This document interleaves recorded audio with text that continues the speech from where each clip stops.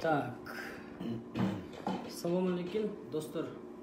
Азыр мен Метранч. Салам алейкум, достор.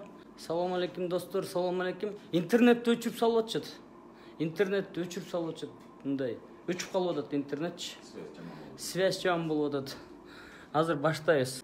Салам алейкум, достор. Өчүп калып атат. Глушат. Азыр башка эмнеге койдук? Башка операторга. Кудай буйрса, иштин баары жакшы. Кудайга шүгүр, баары нормально кетип атат. Бүгүн конокто Максат Мамутканов. Саламатсыздар. Жаркынбек Орозбекович. Саламатсыздар.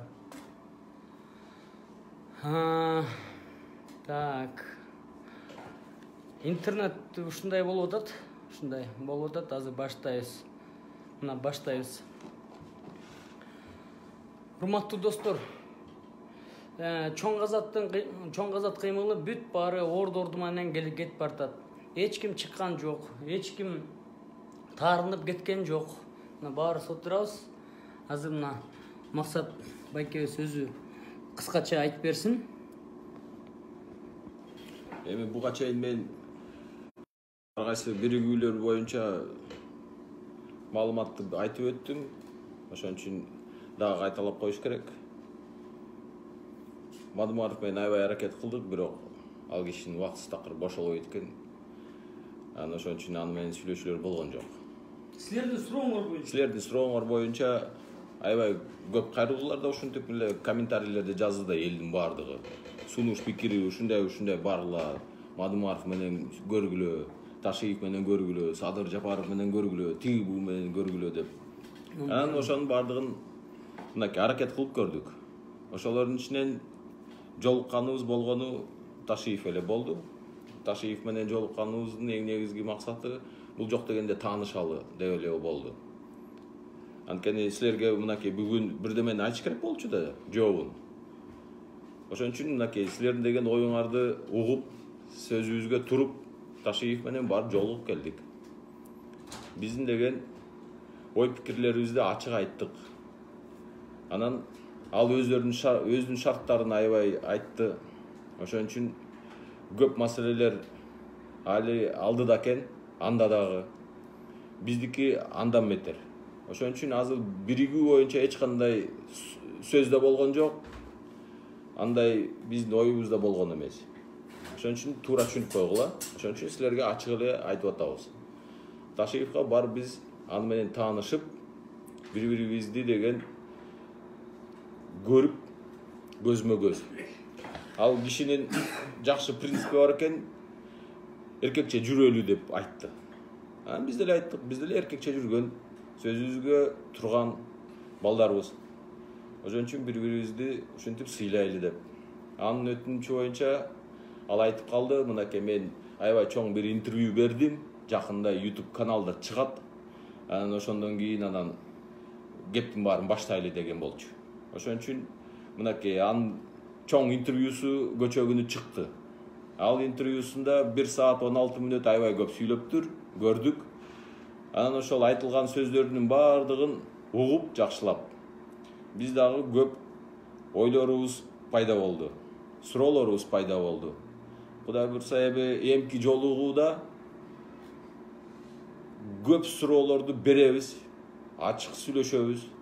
Анткени анын айтылган ошол интервьюдагы маалыматына таянганда биздин көп суроолорубуз жоопсуз калышы мүмкүн окшойт. Ошон үчүн силерге муну ачык айтып коелу. Эч кандай азырынча биригүү маселеси турган эмес. Силердин бизге комментарий жазган элдин деген сунушун эле аткарып келдик. Барып таанышып келдик. Анткени Ташиев менен буга чейин мени эч кандай мамилемде болгон жок, тааныш деле эмес болчу. Ташиевди мынакей саясатчы катары мынакей 2 күн болду көргөнүбүзгө мага. Ал эми буга чейин болсо Камчыбек Кыдыршаевичти мен биринчи жолу өмүрүмдө 2010-жылы 12-июнда ош окуялар болуп атканда Жалал Абадка учуп баргам. Таңкы саат 7-де самолет менен конгонбуз. Ошентип деген тартипти орнотуп, УВДга кирип барып, анан где-то саат 10-дордо УВДга Камчыбек Ташиев кирип келген дагы ошондо биринчи жолу аны көргөм. Ошентип анан 10 жыл мурун июнь окуяларында бетме-бет көрүшкөнбүз, бирок таанышкан жокпуз, кол алышкан жокпуз, эч кандай сүйлөшүүлөр болгон эмес. Анткени мен аякта өзүм иштерим менен жүргөм. Анткени ал убакта СМБдан мени атайын ошо жака командировкага жөнөтүшкөн. Ошо окуялар башталып кеткенде. Андан бери эч кандай 10 жылдан бери көрүшкөн эмеспиз. Мынакей силердин деген сунуш пикириңер менен мынакей аз күндө көзмө-көз биринчи жолу таанышып, кол алышып, ал киши менен маяк курдук. Ошон үчүн туура түшүнүп койгула, эч кандай чоң казат Ташиев менен, ата журт менен, мекенчилдер менен, Садыр Жапаровтар менен бириккен эмес. Бул маселе көтөрүлө элек. Бул деген али алдыда боло турган суроолор турат. Ошон үчүн көрөбүз. Камчыбек Ташиевдин көчө чыгарган интервьюсунан кийин бизде аябай көп суроолор пайда болду. Анан мынакей биздин Канат Зерликович Хасанов боюнча дагы көп суроолор пайда болуп кетти. Ошол суроолордун баардыгына жооп айтып коелу. Канат Зерликович мынакей биздин чоң азат кыймылында аябай чоң иш жасап атат. Баарыңар деген ошого күбөсүңөр. Бирок ошого карабай анын деген өзүнө ар кандай кыйынчылыктар пайда болду.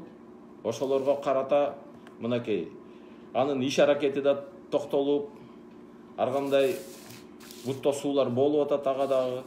Ошонун негизинде анын ден соолугу анча-мынча солкулдай түштү. Чыгын айтыш керек. Анткени ал мынакей биздин арабызда эң улуу агабыз ошол. Анча-мынча мурунку ооруган оорулар козголуп кетти. Анан былтыр деле Турцияга барып жүрөгүнө операция кылдырып келген, инфаркт кармап. Өзү деле айтып атат. Ошо канчан Турция менен аба катташуусу калына келгенде эң биринчилерден бары ошол ден соолугун чыңдап кетиш керек болуп атат. Ошон үчүн ага биз айттык, байке эми чоң азатка ушундай аябай чоң жардам берип атасыз, эми сиздин деген амандыгыңыз, ден соолугуңуз бизге керек. Ошон үчүн бир аз өзүңүздү сактай туруңуз деп. Ошентип ал деген анча-мынча эс алууга кетип атат. Ошону туура түшүнүп койгула. Анан бирок Канат Зерликович аябай иштерман киши. Ошентип бизден бир аз дем алыш алса дагы өзүнүн адвокаттык ишти айласы жок. Мынакей көрүп атасыңар да, бүгүн канча процесске барып кетиптир. Мынакей иштеген кишилер ушинтип иштейт. Ден соолугуна карабай, эчтекеге карабай. Анткени канча кишилер деген анын юридикалык жардамына муктаж. Ошон үчүн мында биз туура түшүнүп атабыз. Бирок айтып атабыз ага, эми кичине ден соолукту карап туруңуз. Бизге сиз керексиз, чоң азатка керексиз. Ошон үчүн Канат Зерликович биз менен эч жакка кеткен жок. Ошон үчүн алдыда аябай көп иштер турат. Ошонун баардыгын баарыбыз биргелешип жасайбыз. Ошон үчүн Канат Зерликовичке баарыбыз ден соолукту каалап коелу. Андан тышкары мынакей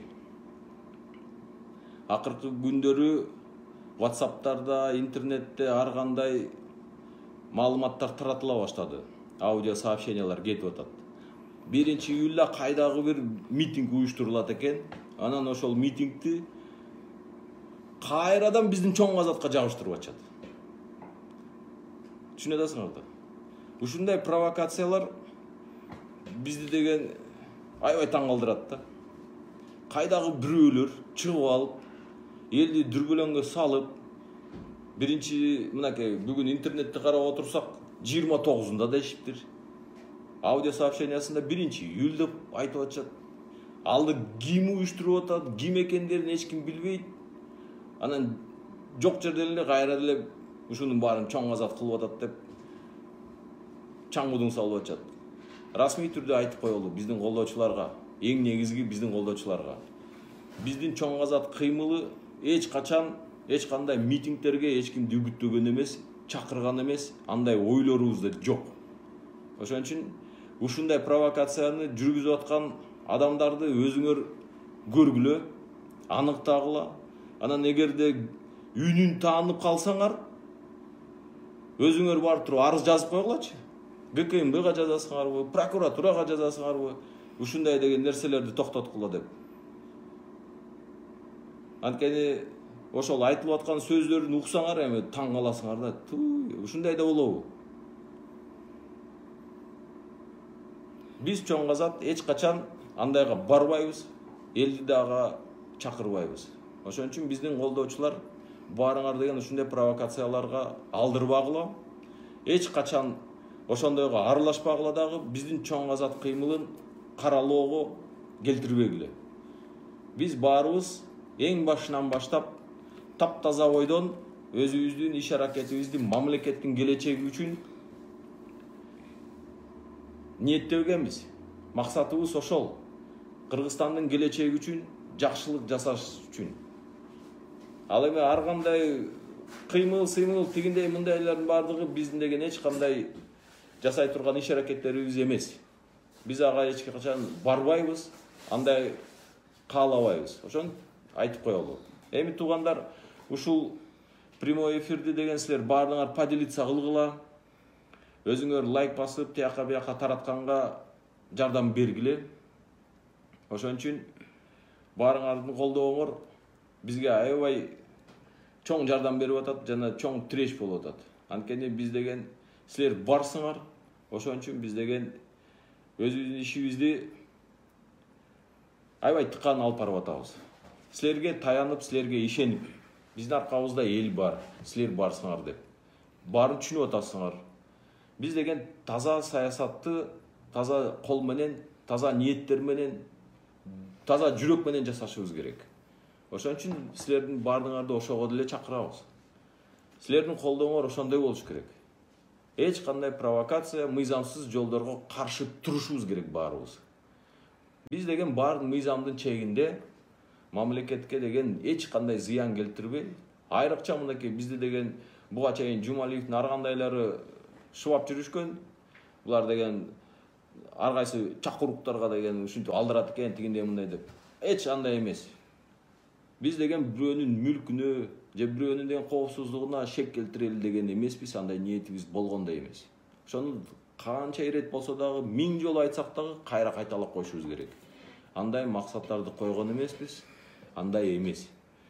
Биздин эң негизги максатыбыз саясатка реалдуу түрдө таза балдарды, кыздарды, жаңы таза команда реформаторларды чогултуп, мамлекетти деген жаңы саясий кырдаалга алып келүү, тазалануу. Вообще чындыктын деген доору келиш керек. Ошол доорду орнотолу деп мынакей иш аракет кылып атабыз. Мунун баардыгын деген биз тынчтык жол менен мынакей бизге деген мыйзам ошондой жолдорду берет. Ошонун баардыгын биз колдонуп калышыбыз керек. Анткени мунун баардыгы деген жакшылык менен жасалыш керек. Элдин батасы менен, элдин бизге берген ишеничи менен. Ошон үчүн ошого баарыбыз даярданалы. Ошон үчүн кайрылганбыз буга чейин. Бүт таза жаңы саясий күчтөргө келгиле, биригели деп. Биригели. Ошол биригүүгө кайрадан мынакей бүгүн дагы баарыңарга кайрылып өтөлү. Келгиле. Мен тазамын. Кыргызстандын келечеги үчүн биригүүгө даярмын деген саясатчылар, саясий күчтөр, ар кандай топтор келгиле. Сүйлөшөлү, көрүшөлү, таанышалы. Анан биригүүнүн амалдарын, жолдорун тандайлы да иш кылалы. Кыргызстандын келечеги үчүн. Убакыт бар. Мынакей. Могу айдын аягында, июлдун башында Жогорку кеңеш, андан тышкары биздин президент дагы жарлык чыгарыш керек. Биздин күздө өтө турган шайлоо кайсы убакытта өтүш керек. Анткени буга чейин депутаттар өздөрү айтып аткан, коронавируска шылтоолоп жылдырып салбайлыбы деп. Мына көчө деген жаңы премьер-министрликке дайындалып аткан Боронов айтты, жок, эгерде коронавирус эч кандай тиешеси болбосо, шайлоо өз убагында өтүш керек деп. Ал эми бүгүн болсо Жогорку кеңеште шайланып атып, бекип атып премьер-министрликке айтып өттүр. бул деген шайлоо таза өткөн мамлекетке жана ушул өкмөткө эң негизги маселе болот деп. Вот ушуну биз деле колдоп, ушуну деген каалап турабыз. Бул күздө эң таза шайлоо өтүш керек Кыргызстанда. Эң таза.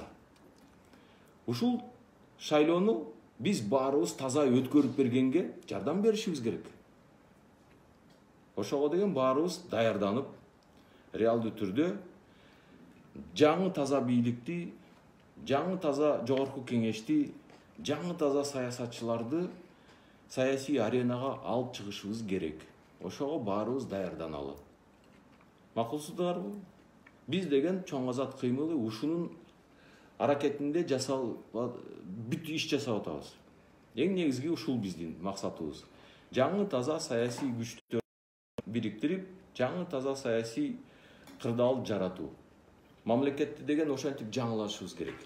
Антпесе башка амалда жок, шартта жок. Калганын бардыгы деген мыйзамдан тышкары болуп калат дагы, бүт легитимсиз болот. Ошону туура түшүнүп койгула. Штаб боюнча айтып коюңуз. Мыйзамдын чегинде баарын жасашыбыз керек дагы. Эки жолку революциялардын баардыгын көрдүк. Ошолордун деген каталыгын эч качан биз кайталабашыбыз керек. Эң негизги эки революциянын катачылыгы ошол убакытта даяр команда болбогондугу болгон. Ошон үчүн эртеси күнү баягылар эле келип алып эле баягы ырын-ырдап отуруп алышты да, эми кесепетин көрүп атпайбызбы баарыбыз. Ошондой катачылыкты биз кайталабашыбыз керек. Ошон үчүн ошол жакшылыкты азыртадан пландаштырып, даярдалып, ошонун баардыгын жакшы ниетте, жакшы маанайда өткөрүп алышыбыз керек. Анан мынакей биздин чоң азаттын борбордук штабын Канат Зерликович бизде деген ушинтип дем алууга кеткенине байланыштуу биз баарыбыз отуруп алып, Жаркынбек Орозбековичти ушул оор жүктү алыңыз дагы жаңы дем менен, жаңы күч менен иштеп баштаңыз деп суранганбыз. Ошон үчүн азыркы сөздү эми Жаркынбек Орозбековичке берип коеюн. Саламатсыздарбы, биздин тарапкерлер, бизди колдоочулар. Мен ушул дагы жолу тааныштырып өтөйүн. Жаркынбек Касымбеков, мен көп мурун чыкчы эмесмин, эми азыр жакындан баштап силер менен көп көрүшөм деп ишенем. Мына азыр штабтын иштөө режими боюнча айтып кетейин дедим элем. Штаб кадимкидей эле иштейт, Кудай буйруса. Дарегин билесиздер, Новосибирский переулок 27 Горький менен кесилишет. Ошол сиздерди көптөн көп күтөбүз.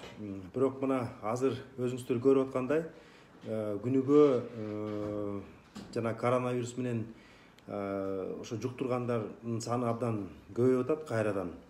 100дөн болуп атат, бүгүн мына 90га жакын болуптур. Ошого байланыштуу биз баягы эми бири-бирибизди сактайлы да, бири-бирибизди ошол биз дагы жанагы жазылган эрежелерди бузбашыбыз керек.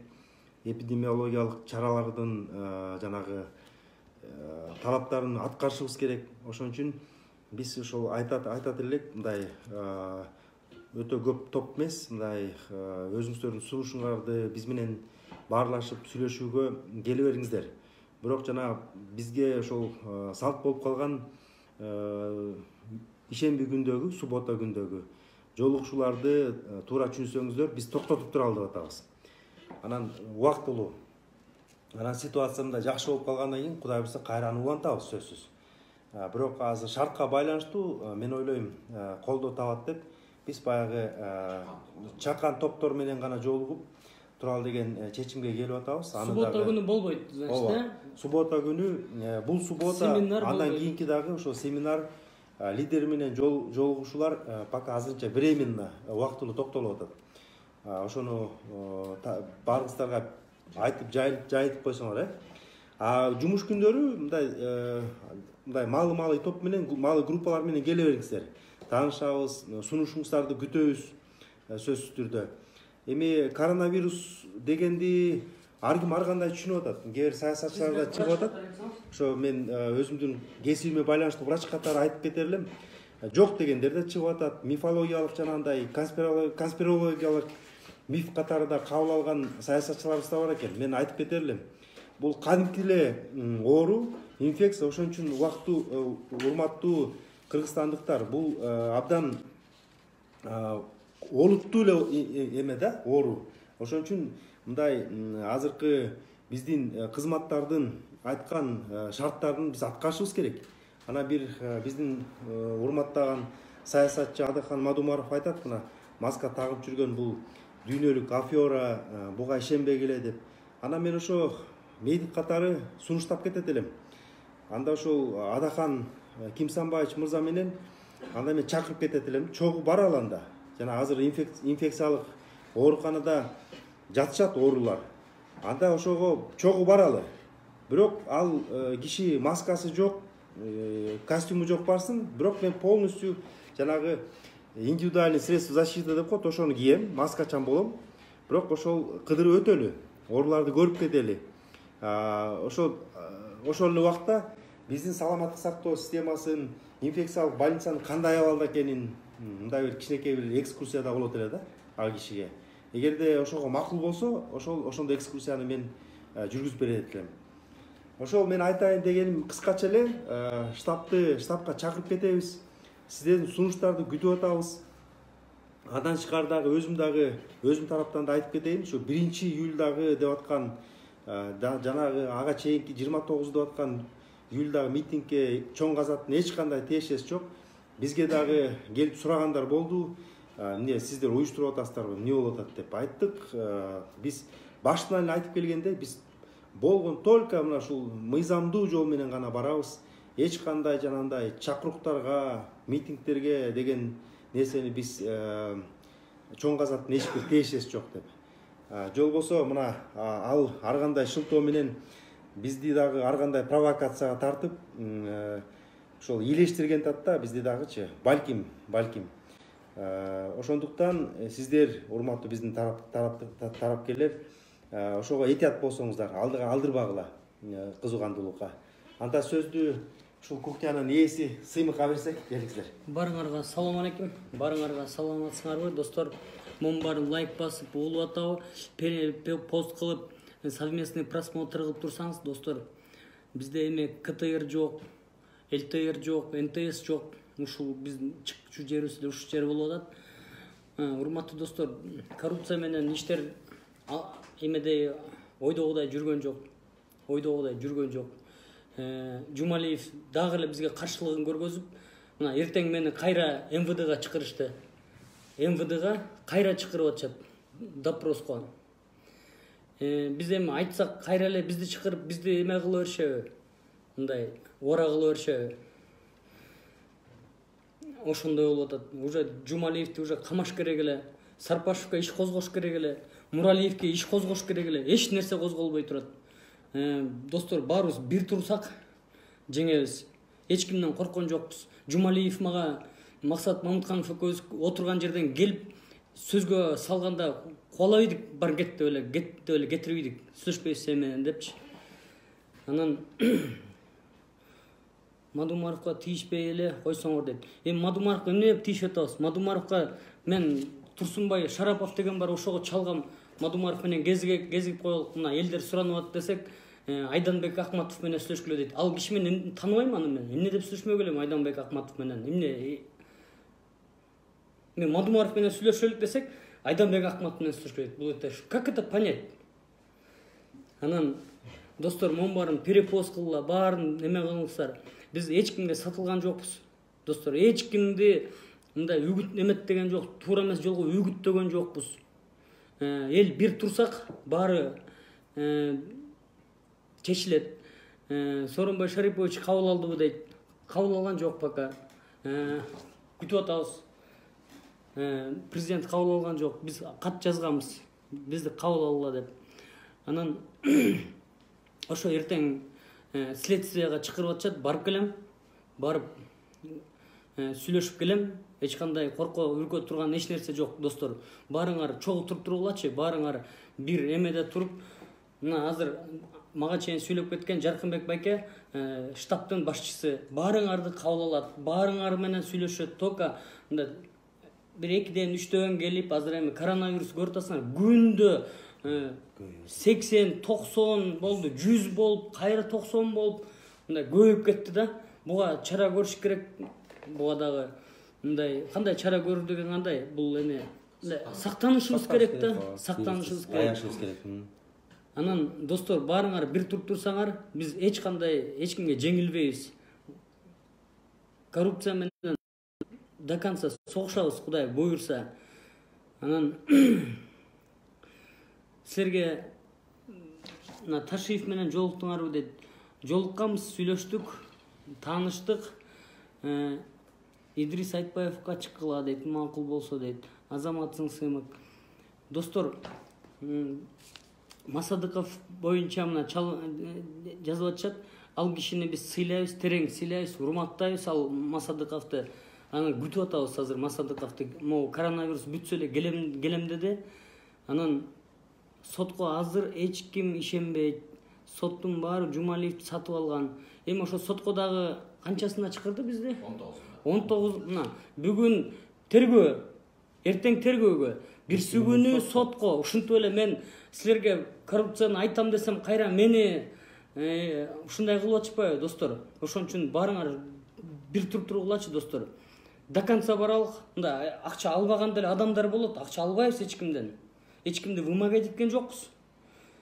Канат Хасановдун кетишин айтып коеюн. Ал өзүнүн адвокатский иштери калып калыптыр. Толуктура калып калыптыр. Биз менен жүрө берип. Анан ошо жүрөгү да ооруп метке, ошо менен өзүнүн иштерин бүтүр дедик. Эс алып тур дедик. Дарлан дедик. Азыр силерге Мадумаровду кошпош керек. Кошпой элебиз. Каркыраны ким сатты дейт. Каркыраны боюнча ким саткан боюнча Максат Мамытканов өзүңүз жооп бериңизчи. Могу Каркыра деген көп суроо болуп атат. Каркыра дейт. Кимдер сатты? Кандай болуп ратификация болгон айтып берсеңиз? Эми Каркыра маселеси Акаевдин убагында көтөрүлгөн экен. Канча жогорку кеңештер ал маселени мыйзамдаштыра албай жүрдү дагы аягында 2009 же 2008 жылы Бакиевдин убагында жогорку кеңештин төрагасы Мадумаров болуп турган кезде бул маселе чечилип салыптыр. Жогорку кеңеш ратификация кылып кол коюп берип коюшуптур. Бакиевдин деген жогорку кеңеши ошондо. Ошентип мынакей Каркырабыз ошентип кеткен экен. Аны Мадумаровдон сураш. Бакиевдин убагында. Ушул суроону деген Мадумаровдун өзүнө бериш керек. Эмне себептен жогорку кеңештин деген төрагасы болуп, ушул Каркыраны деген казактарга бербейди. Сактап калган жокпуз. Мына бул маселе өзүнөн сурагылачы, өзүңөр жазгыла. Мына Кудай буйрса шайлоонун убагында да бул маселени көтөрүп чыгабыз. Канча митингдерге келет, аны ошол жерден эле ачык эле сурайбыз. Адахан Кебисамбайчы. Бул Каркыраны кантип бере салыңар деп. Ошол Каркырага кол койгон депутаттардын фамилияларынын баардыгы ачык эле интернетте илинип турат. Ошонун баардыгын кайра мына Facebook'та мен көргөм бир баннерин. Ошону бир күнү кайра илеличи, анан баарыңар ошол тизмени көргүлө анан. Кайсы саясатчылар Каркыраны деген мыйзамдаштырып берген. Мисалы Бакиев сатам деген күнү дагы жогорку кеңеш саттырбаш керек эле да. Бакиев хорошо сатам дептир. Жогорку кеңеш ким эле ошол маалда? Ким ратификация кылып, ким узаконить берип атат? Биздин Кыргызстанда бүт чет мамлекеттик келишимдер болобу, ар кандай кагаздар болобу, баардыгын жогорку кеңеш бекитип бермейинче мыйзамсыз болот. Ошон үчүн мынакей, ушунун баардыгында түздөн түз жогорку кеңештер күнөөлүү. Ошол жогорку кеңеште ошого кол коюп берген депутаттардын баардыгы күнөөлүү. Ошон үчүн мынакей, Бакиевдер качып атканда эсиңерде салып коелу. Генеральный прокуратураны өрттөштү, салык инспекцияны өрттөштү, анан эң негизгиси жогорку кеңештин протокол архивин атайын өрттөшкөн. Ошол ратификация кол койгон бүт документтердин баары өрттөлүп кеткен жогорку кеңеште. Түшүнүп атасыңарбы? Казакстанда бар да. Анан бирок бул кагаздардын деген экинчи, үчүнчү көчүрмөлөрү ошол мамлекеттерде бар да. Ошол жактан сурап алсак болот. Анан көрөбүз. Мына казактардан Каркыра боюнча кагаздарды суратып алсак болот. Калган бүт буга чейинки болгон келишимдердин баардыгы өрттөнүп кетсе дагы мунун баары тарыхта. Мунун баары деген мынакей биздин Кыргызстандын деген жаңы тарыхынын эң негизги бөлүгү болуп атат. Анан ушуга деген биз мынакей быйыл саясатчыларга саясий жоопту көрсөтүшүбүз керек. Анан ушундай саясатчыларды силер кайра шайлайсыңарбы? Мына өзүңөр чечкиле. Үзөңгү куш сатылды. Үзөңгү кушту Акаев эң биринчилерден болуп бербейген. Мынакей, ошол үзөңгү куштун азабынан мынакей кийин аксыда элдер атылган да. Ошол менен анан биздин деген Бекназаров националист болуп жатат. Анан барыңар көрдүңөр да. Азыр деген Малайзияда жүрөт, элчи болуп. Ушундай маселелердин баардыгын бизге суроо койбогула. Ошолорго түздөн түз тиешеси бар. Даректүү жок. Ошолорго деген жөнөткүлө. Ошондон барып сурагыла. Мадумаровдон барып биринчиден сурагыла. Достор, интернетти өчүрүп атышат. Интернетти куушат. Атайлап эле куушат. Поделиться кылып тургулачы. Поделиться кылгылачы. Азыр турасын деген кыскартышыбыз керек. Ошентип кыскартылгандан кийин акым анайы ошого көбөйөт. Мисалы көп жерлерде бизде керексиз деген ар кандай должностьтор бар. Бирок ага акча төлөнө берет. Жаңы заманбап технологиялардын кезинде, мисалы, бизде деген азыр көрүп атасыңар да интернет кандай. Мынакей Цукерберг бизге берген мондай мүмкүнчүлүктөр апарзан. Ушунун баарын деген мамлекеттик деңгээлде колдоно албай атабыз. Ушунун баары деген бизге аябай көп үнөмдүү бюджетти берет. Акчаны көп коротпошубуз керек. Ошентип биз деген жаңы башкаруу системасына өтүшүбүз керек. Антпесе болбой калды. Союздун убагында, мынакей илгерки заманда алайдагы колхоздун деген бухгалтери келип туруп отчетту районго тапшырып, райондон бияка Борборго, Фрунзеге жеткириш үчүн машинени айдатып алып, 2 күндөн командировкага чапкылап, араң бир папканы алып келчү. Азыр деген ошондой отчетту тапшырганга деген ошол керекпи? Жок да. Азыр баары интернет менен кетип атат. Бир заматта. Ошентип мынакей канча жумуш орундары кыскарыш керек анда. Машина айдаган шопур кереги жок, машина кереги жок, машинеге куя турган май кереги жок. Андан тышкары запчасть, тиги завхоз, павхоз, анан завгар, анан тиги бу дегендердин баардыгы деген автоматически жок болуп калып атат. Ушунун баардыгы деген бюджеттин экономиясы. Ушунун баардыгына кетип аткан акчалардын баардыгын ошол эле азайтылган деген бюджетте отурган адамдарга берип койсок, акысы, маанайы өсөт. Ошону деген туура түшүнүш керек. Ошондой заманбап технологияларды деген ишке киргизишибиз керек. Антпесе берип койсоңуз. Таптакыр. Бир суроо. Максат байке, Тилек Токтогазиев айтып жатат го, чоң казатка барсак Кошулбайбыз деп койду. Кошулбайбыз деп койду. Эмне кошулбай койдуңар жаштар менен? Жаштар менен деп. Эми ушул Тилек Токтогазиев менен мен лично мынакей сыймыкты эле анын деген Мокко деген кафесине 8 ай мурун барганбыз. Жарым жылдан бери ошол жаңы саясатка аралашабыз деген жаш балдар менен канча отурдук. Биз деген акыркы менин деген Токтогазиев менен болгон сүйлөшүүбүздө мен ачык эле айттым, балдар келгиле биргилешели. Келгиле биригели. Мына силер деген балконский деп коет силерди. Силер же кыргызча нормально сүйлөй албайсыңар, же орусча кандай экениңерди билбейбиз. Англисче эле сүйлөйт экенсиңер.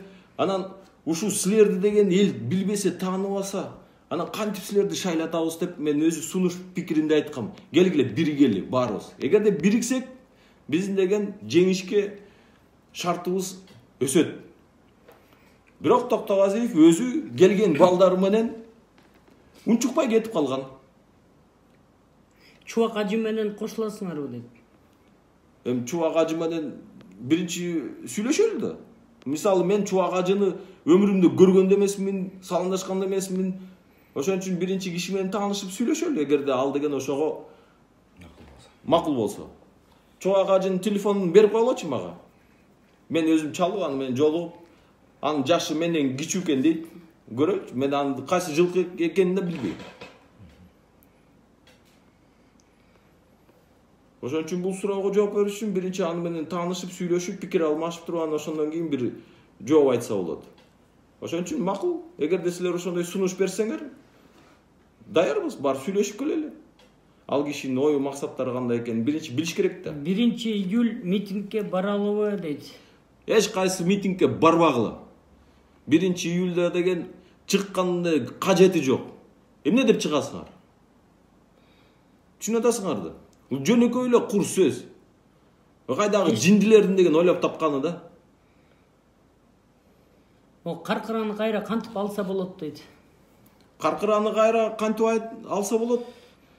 Бир биле мыйзамдуу жолу бар. Каркыраны кайра калыбына келтириш үчүн Акаевдин бүт конституцияларын мыйзамсыз деп табышыбыз керек. Ошон үчүн эгерде буга кайра келе турган болсок, бүт конституциялар мыйзамсыз деп кайра 93-жылкы конституцияга келгенде гана каркыра деген маселеси кайрадан суроо бойдон пайда болот. Программаңар даяр болдубу? Качан жарыялайсыз дейт. Шайлоо башталганда, чоң казат шайлоонун тизмесине киргенден кийин, ошондон кийин биз программабызды жарыялайбыз. Улуу Кыргызстан эмне болду дейт. Улуу Кыргызстандын балдары менен сүйлөштүк, жолуктук, алар менен сүйлөшүүлөрдү баштадык. Аларды деген күтүп атабыз. Бизге кандай шарт коюшат, алардын ойлору кандай экендерин. Ошон үчүн бардыгы менен ушундай таанышуу, сүйлөшүү болуп өттү. Азыр алар деген өздөрүнүн сунуштарын, өздөрүнүн позицияларын, ойлорун айтыш керек. Кагаз түрүндө дагы, тил түрүндө дагы көрөбүз дагы. Ошон үчүн азыр деген ушундай маалда сүйлөшүүлөрдүн башы эле башталып атат. Жөнөкөй эле таанышуу. Ташиев менен деле ошентип жөн эле таанышканбыз. Эч кандай биригүү, тигибүү маселелери көтөрүлгөн эмес. Жөнөкөй эле биринчи ассалам алейкум деген эле сөз болду.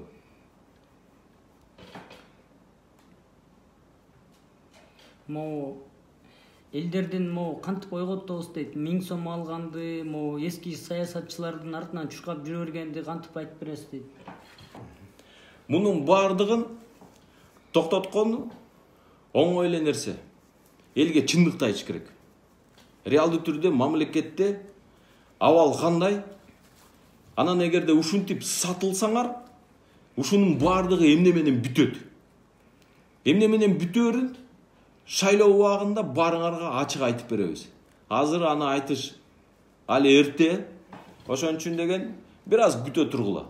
Как раз биздин деген эгерде чоң казат шайлоо тизмелерине каттоого өтүп, үгүт маселелерине келгенде, ошондо бардыгын угасыңар. Суббота күнү барабызбы дейт. Дагы айтып коңуз. Урматтуу биздин колдоочулар, биздин деген чоң казатка мынакей Новосибирский 27-ге суббота күнү келбей эле койгула. Убактылуу биздин жолугууларыбызды токтото туралы. Анткени коронавирус күн сайын күчөп атат. Андан тышкары мынакей ар кайсы митингдер боюнча бизди деген ушинтип провокация кылып илештирели деп атат. Ошон үчүн биз деген аябай чочулап атабыз. Балким бирөөлөр келип туруп ар кайсы шылтоо менен мына коронавирусту мен ошол жактан жуктурдум деп кайра бизди деген ушинтип күнөөлөп, анан ар кайсы провокациялар болуп кетпесин деп ошон үчүн силерге ачык кайрылып кетип атабыз. Туугандар, бизге эгерде иш күндөрүндө келсеңер, келгиле. Бирок чакан топтор менен 1, 2, 3 адамдан ашык эмес. Штабтын деген телефондору бар. Алдын ала чалып, график түзүп, баланча саатта мен келем. Ошон үчүн бардыңарды деген график менен, саат мөөнөтү менен күтүп алалы. Макулбу? Ошондой тартипти киргизели биз. Бабановду дагы чоң казатка кошуш керек. Ал азыр нейтралитет дейт.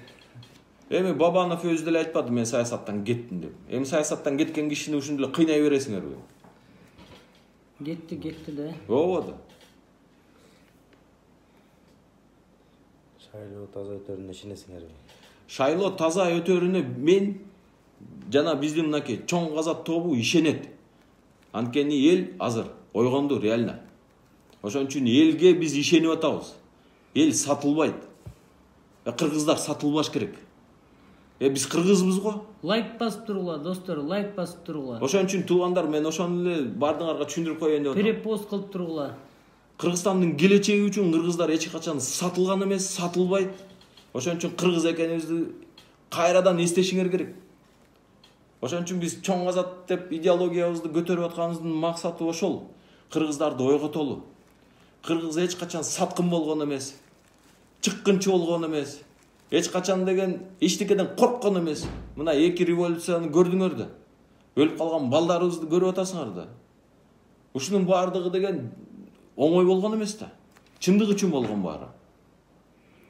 Окусаңыз. Кыргыз ушунчалык безорукий калып келет. Бир катар Катуу окуйсузбу? Кыргыз ушунчалык близорукий калып келет. Бир катар окуяларды угуп таң калган кезим. Эртеңкини ойлобой, азыр бүгүн болсо болду дейт. Эми элдин баары деген антип айтыш болбойт, туура эмес. Элдин баары андай эмес да. Азыр эл ойгонду чында. Бүт кыргыз элин антип айтпаш керек эч качан. Эми бар ар кандай. Оода бизде ошон үчүн сөз бар да. Бир жаман кумалак дегендей. Канат Хасанов жөнүндө айтып койгулачы дейт. Кеткен жок дейт. Канат Хасанов эч качан бизден кеткен жок. Ал биздин катарыбызда, биздин жаныбызда. Бирок азыр ден соолугуна байланыштуу дем алышка биз аны өзүбүз сурандык. Байке барып ден соолугун чындап ал. Анча-мынча адвокаттык иштериңди бүтүрөп ал. Анан карантин убагында как раз мынакей азыр иштин баары токтой баштады. Ошон үчүн ага бир аз убакыт мөөнөт бердик. Адахан Мадумаровго ишенесиңерби дейт. Эми Адахан Мадумаров деле адам да. Адамга катары ишенебиз. Анан бирок анын жасап аткан саясатын көрбөдүкпү? Канча убакыттан бери канча депутат болгон, Бакиевдин убагында кандай гана даражадаларда отурган жок. А жыйынтыгы эмне болду? Каркыран толук. Бакиев качты го. Мен үй-бүлөм менен колдойм дейт. Рахмат. Мына кайра эме айтып коелган да досторгочу. Достор, ушинтип эле эме достор, ушинтип эле мо эски саясатчылар деле, мисалы Мадумаров, анан Бабанов, анан тигил бул эле деп жүрүп өткөнсөр, ушунун баары ушуга алып келбеди. Ушунун баары ушул акыбалга жыйынтыгы бар да эми. Ушинтип эле эме көрөсүңөрбү? Мадумаров, мисалы биз кошулушубуз үчүн Каркырага жооп бериш керек. Каркырага ратификацияны ошо кылган, мен кылган эмесмин дейт. Сиз кылган эмес. Бакиев сатам дегенде бул жогорку кеңеште туруп болбойт. Депутаттар мындай өткөрбөйбүз деп койсо өтпөй калат эле да. Анан эле жерин саткан кишилер менен эле артынан чуркап жүрө бересиңерби? Достор, жер деген жер да, бул да көл, Кыргызстандын кыркырасы эмне деген жер? Ошону сатып ийген кишинин артынан чуркап жүрө бересиңерби? Мадумаровго кандай карайсыңар? Мадумаровго эч кандай карабайм. Жакшы деле көрбөйм ал кишини. Эмне гана болуп иштеген жок Мадумаров. Жооп берсин, Каркыраны алып келсин, анан шайлайбыз баарыбыз. Мадумаров. Эмне балекет бекен Мадумаров? Мадумаровго кандай карайсыңар? Каркыраны саткан ошол киши саткан. Ошол киши мо бүт кагаздарын баарын эметип, мына Курманбек Салиевич деп отуруп монтуп берген. Так что туугандар ушундай. Эски саясатчылардан тажадык бар. Тажадык айтпачы. Баарыбыз тажадык. Ал эмес студент балдар дагы тажап атат. Эски саясатчыларды токтотолу. Жаңы таза саясатчыларды алып келели. Туугандар. Ошон үчүн деген мынакей биз деген иш аракеттерибиздин баары ошол. Жаңы таза саясий команданы түзүп, элге сунушташыбыз керек. Эл көрүш керек, моулардан башка да нормальный балдар бар экен, кыздар бар экен деп. Бар да. Ошон үчүн кайрылдык да биз силерге. Мына Кыргызстанда 40 район бар, 29 шаар бар. Ушу 69 кишини бергилечи бизге. Эркеги болобу, аялы болобу, кызы болобу, бала болобу. Бергилечи бизге жаңы саясатка деген аралаштыралы деген өзүңөрдүн регионуңардан, өзүңөрдүн районуңардан. Мынакей бизге деген уруу башчыларынын биримдигинен аксакалдар кайрылып атышат. Биз алар менен жакында сүйлөшүүлөрдү жүргүзөбүз. Алар деген мындай сунуш киргизип атат. Биз дагы аны деген аларга дагы сунуштаганбыз. Уурлардын мынакей биздин Кыргызстанда канча ууру бар? Уурлар. Ошолордун деген атынан жок дегенде, район болбосо дагы жок дегенде бир жергиликтүү уруунун атынан бир кишини бизге бергилечи. Мен да бу элге кайрылып списокко киргизип коелу. Көрөлү. Анан конкретный регионду, конкретный районду өнүктүрөм, көтөрөм, ошонун деген сөзүн деген уктурам, жогорку кеңешки деңгээлге чыгарам деген ошондой өзүңөрдүн деген адамдарыңарды бергиле да. Достор, мындайда бир кайрылып коёнчу. Кичине мындай жылкысызбы? Достор, мындайда азыр ушул 120 депутатпы, ошол экиге бөлүнүп алып, бирөө биримдик, бирөө Меккен ынтымагы деп кетип баратышат баары. Мына Меккенин Кыргызстан деп көчө Камчы Кыдыршаев деле айтты, туурабы? Экөөнө бөлүнүп кетип баратат. Өнүгүү тет баары эле.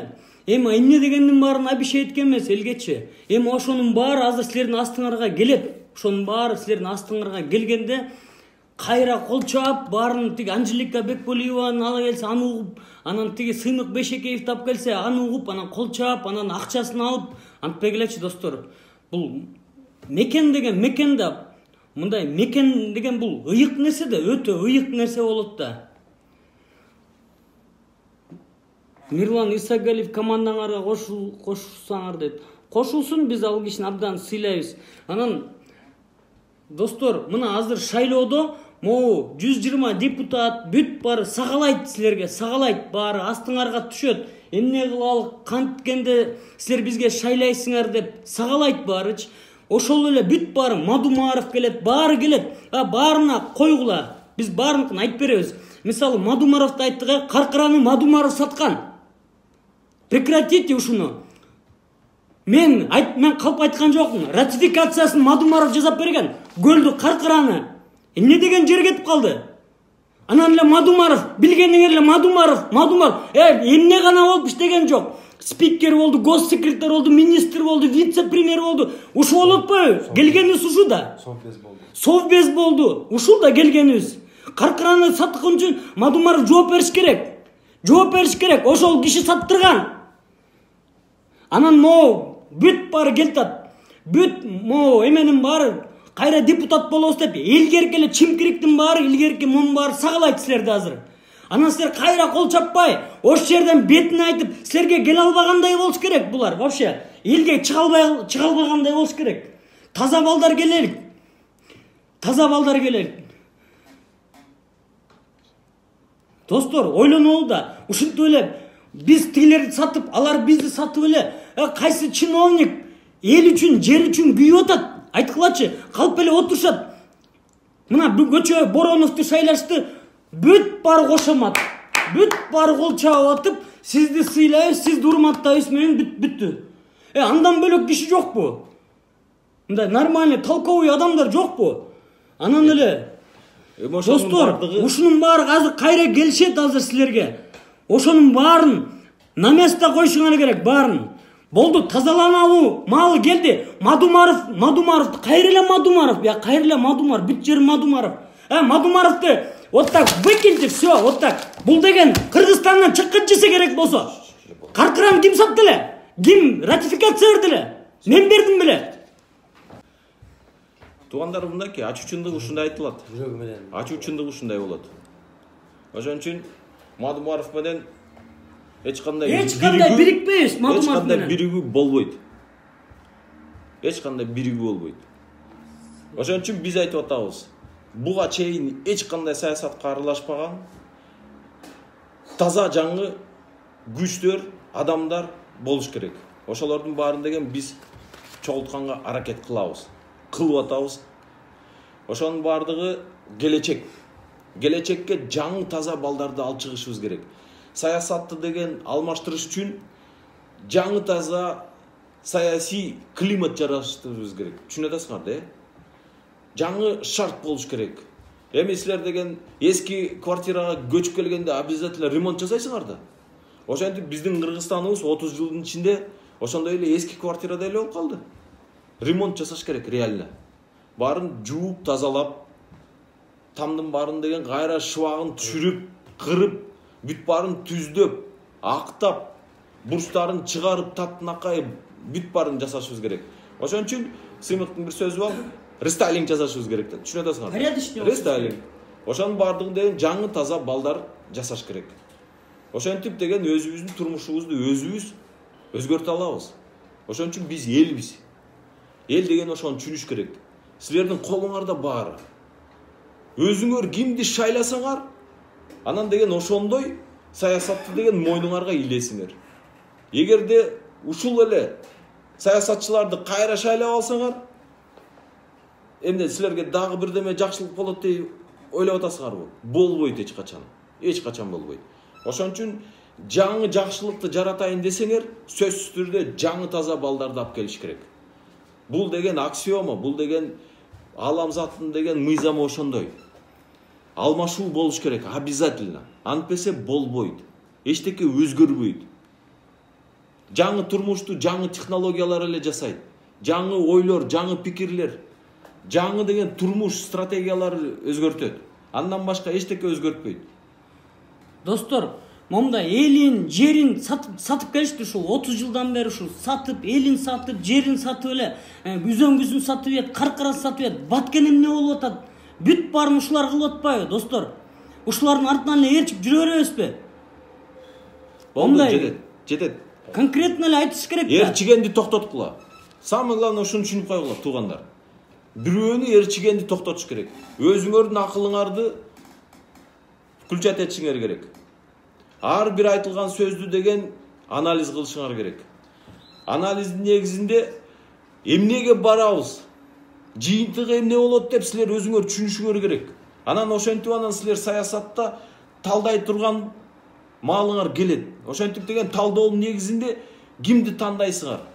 Ошол маселе азыр. Достор, перепост кылып турула, перепост, лайк кылып турула, перепост, совместный просмотр кылып турула, достор. Ошон үчүн туура тандоону жасаш үчүн биз таптакыр башка команданы альтернатива көрсөтүшүбүз керек. Альтернатива. Түшүнүп атасыңар да, Ошон үчүн биз жасап аткан нерсебиз ошондой. Биз башка таптакыр башка команданы көрсөтсөк, ошондо элдин алдында тандоо пайда болот. Же жаңылар, же баягылар эле. Баягылар. Түшүнүп атасыңар да? Баягылар болсо до конца жептөт бизди уже. Баягылар жеп бүткөн. Баягылар келсе до конца жептөт бизди. Ошон үчүн кийин тандоону өзүңөргө коебуз. Өзүңөр тандашыңар керек. Эгерде жаңыны тандабасаңар, анда өзүңөр деген өзүңөргө жасаган болосуңар. Биз мынакей чоң казат болгон бүт аракетибизди жасайбыз. Бүт. Ошону деген силерге чындап айтып коюшубуз керек. Жасайбыз. Анткени деген кийин анан бизге буга чейин канча жолу мындай деп укчумун да. Эми силер кайда жүрөсүңөр, эми силер деген чыкпасаңар анан ким чыгат? Анан силер жок болсоңор деген анан ушуларды эле шайлай беребиз деп ушинтип былжыраган сөздөрдүн канчасын уктук. Буга чейин бизге деген канчасы айткан, өзүбүздүн арабызда эле жүргөн байкелер айткан да, мындай деп. Силердин тыйыныңар жок. Тыйыныңар жок болсо силерди кантип шайлайбыз деп. Туугандар бүттү. Акчанын деген маалы өттү. Азыр мынакей коронавирустун убагында канча миллион, миллиарды бар болгондордун баары деген үйүндө камалып эле отуруп турду го. Ошон үчүн мынакей акчанын да өзүнүн убактысы өтөт экен. Акча өтпөй калган маал да келет экен. Ошол маалды өткөрбөшүбүз керек, туугандар. Достор, туура түшүнгүлө. Бир секунд айтып коеюнчу. Кооз сүйлөгөн саясатчыларчы тажатты да. 30 жылдан бери кооз сүйлөп атып, ушул бизди момундай туңгуюкка алып келишти. Туңгуюктан башыбыз чыкпайт. Жерлерибиздин баары сатылган. Экономика вообще минуста. Минустабыз. Банкротпуз. Банкрот, дефолт полный. 4,5 миллиард доллар карыз болду. Мына Минфиндин отчету мына. Каждый бүгүн 706 доллар. Көрсөңөр. Туулган бала. Биз банкрот мамлекет болдук, туугандар. Туулган бала 706. Ушундай. Эми бул саясатты деген өзгөртпөсөк, мындан да карызга батабыз. Жаңы экономикалык стратегияларды бирөөнүн оозунан угуп атасыңарбы? Ушул жаңы эски эле саясатчылардын ичинен. Жаңы саясатчылардын эле оозунан угуп атасыңарбы? Мен буга чейин эч кимдин оозунан уга элекмин андай жаңы Кыргызстандын экономикалык стратегиясын. Биздин чоң азаттын экономикалык стратегиясы бар. Аны деген шайлоо убагында айтабыз. Буга чейин канчасы келди бизге? Менден канчасы сурады. Программаңарды айтып койгулачы деп айтпайбыз. Анткени деген биздин программаны уурдап алып туруп, өзүнүн атынан анан кийин деген ырдап, элдин баардыгына жакшы көрүнөлү деп отурушат. Бирөөнүн акылын урдаш керек да буларга. Булар эчтекени өздөрү ойлоп таппайт. башка бирөөнүкүн уурдап туруп, анан ошондой кыйратып мен ойлоп таптым деп мактанып жүрө беришет. Канчасын көрдүк андайларды. Жаңы экономикалык стратегия. Мынакей, бүгүнкү күнгө чейин коронавирус аягына чейин бүтүрдү. Буга чейинки 30 жылдын ичиндеги Кыргызстандын экономикалык стратегиясы базар экономикасы деп аталып келген. Базар экономикасы коронавирус менен өлдү, бүттү, все. Базар экономикасы жок Кыргызстанда. Эми ушунун ордуна эмнени бересиңер деп мынакей өкмөт башчыларынын бардыгына суроо берсеңер жооп бере албайт. Жаңы кайсы экономикалык стратегия менен биз жамбагабыз? Мына азыркы биздин 30 жылдын ичинде салынган базарларыбыздын баары банкрот болду. Кыргызстандын баары базарда отурбайт эми. Эми эмне кыласыңар? Канча миң, 100 миң деген жумушчу орундар жабылды. Мигранттарды тим эле коелу. Өзүбүздө биякта жүргөн, базарда отурган туугандарыбыздын деген мынакей бизнеси өлдү, канчасы банкрот болду. Банктарга карыз болуп отуруп. Түшүнүп атасыңар да. Ошол быйылкы шайлоонун убагында айтыла турган сөз ушул. Кантип экономиканы силер алдыга жылдыра аласыңар? Ушул суроону деген бергилечи мынакей. Мадумаровго бергиле, Ташиевке бергиле. Ошол эле Бабановго бергиле. Ошол эле Жанаргаев, Текебаевга бергиле. Эмне деп жооп беришет? Бабанов жөнүндө эле көп суроодо. Бабанов жөнүндө муну айтып эле коелук. АКБ Кыргызстан деген банкы бар. Эгерде мекеним деген болсо, Мадумаров, Бабанов. Эмне элдин канын соруп 24%тен кредит берип жүрөт даган элим деп коет еще Бабанов. Элим деп коет еще, элим. Элим десе 5%тен берсин. Өзү 5%тен фондтон алып, эме алар фонд жанакы Российский фонд развития. Эмне только миллионерлер алабы мындан?